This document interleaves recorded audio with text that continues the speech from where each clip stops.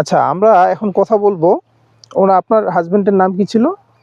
কাজল চন্দ্র হ্যাঁ, রায়। কাজল চন্দ্র রায়ের স্ত্রীর সাথে আমি যেটা জানলাম, মূলত কাজল চন্দ্র রায়ের স্ত্রী আমাদের কৃষি সম্প্রসারণ অধিদপ্তরের কাছ থেকে শিখছেন, এবং আমাদের যে এসও আছেন মিনহাজুল হক নবাব, ওনার কাছ থেকে শিখছেন মূলত যে কীভাবে জৈব বালানাশক তৈরি করতে হয়, এবং তার উৎপাদিত পণ্যটাই তিনি এখানে দিচ্ছেন।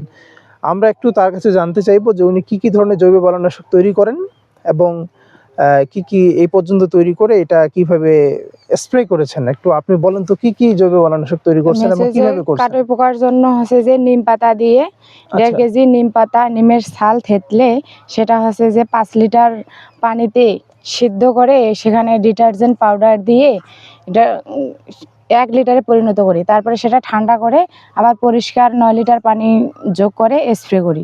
এক্সেলেন্ট। আর কি করছেন? আর হচ্ছে যে নিম পাতা বাইরে হচ্ছে যে 20 কাটালি দিয়ে করি। 20 কাটালিটা 1 রাত ভিজিয়ে রাখতে হয় ঢেকে, তারপরে সেটা স্প্রে করা যায়। আবার হচ্ছে যে মেহগুনি ফল দিয়ে ওটাও ভিজিয়ে রেখে করা যায়।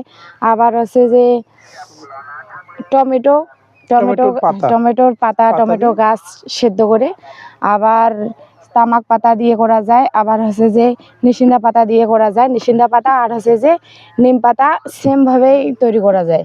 অসাধারণ, আপনি তো অনেক কিছুই জানেন। এতগুলো জিনিস আমাদের অনেক আমরা হয়তো অনেকেই অনেকগুলো জিনিস হয়তো সেভাবে জানি না। আপনাকে অসংখ্য ধন্যবাদ।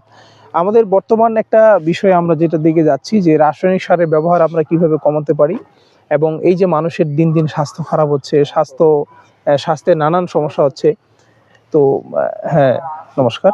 তো স্বাস্থ্যের যে মানুষের যে খারাপ অবস্থা, এটার অন্যতম কারণ হলো যে রাসায়নিক কীটনাশকের অতিরিক্ত ব্যবহারের কারণে। এই জন্যই হচ্ছে যে রাসায়নিক সার অতিরিক্ত ব্যবহার না করে আমরা যদি ভার্মি কম্পোস্ট ব্যবহার করি এবং কি জৈব বালাইনাশক ব্যবহার করে আমাদের খেতে ব্যবহার করি, তাহলে হচ্ছে যে আমাদের স্বাস্থ্য নিরাপদ থাকবে। এমনকি যারা খাবে কিংবা আমরা বাজারে তো বিক্রি করব, যারা এই সবজি খাবে তাদের স্বাস্থ্যেরও নিরাপত্তা আসবে। সেটা পাশাপাশি আপনারা যারা এটা স্প্রে করবেন, আপনারা যে ব্যবহার করছেন আপনার জন্য ভালো, আমার জন্য ভালো অবশ্যই। কারণ হচ্ছে যে এটাতে আমাকে রাসায়নিক সার কিনতে হচ্ছে না, এটাতে আমাদের অর্থের হচ্ছে সাশ্রয় হচ্ছে। তবে এটার আরেকটা বিষয় আছে, যে মানুষ তো যখন এটা জানতে পারবে, সচেতন হবে। আপনি যে শতভাগ জৈব পদ্ধতিতে এই বিষয়গুলো উৎপাদন করছেন, আপনি ফুলকপি উৎপাদন করছেন, এটার কিন্তু বাজারের অন্যান্যদের তুলনায় কয়েক গুণ কিন্তু বেশি দামে ধীরে ধীরে মানুষ এটা যখন জানবে তখন কিন্তু এটা ক্রয় করবে। তাহলে আমি আপনাকে বলে গেলাম যে এই ফুলকপিটা আমাকে আপনি কয়েক কেজি ফুলকপি পাঠাবেন, বাজারে যত টাকা যাবে ওই সময় আমি তার চেয়ে 2 গুণ, কমপক্ষে 2 গুণ দামে বেশি দিয়ে আমি এটা কিনে নিব। বুঝতে পারছেন? আপনাদের জন্য শুভকামনা থাকলো। আপনার দেখা দেখি আমি বিশ্বাস করি যে আপনার আশেপাশে যারা কৃষক কৃষানি আছে তারাও অনুপ্রাণিত হবে, এবং বাংলাদেশের যে কৃষি ব্যবস্থা ধীরে ধীরে নিরাপদ থেকে আরো নিরাপদের দিকে যাবে। ঠিক আছে, আপনাকে ধন্যবাদ।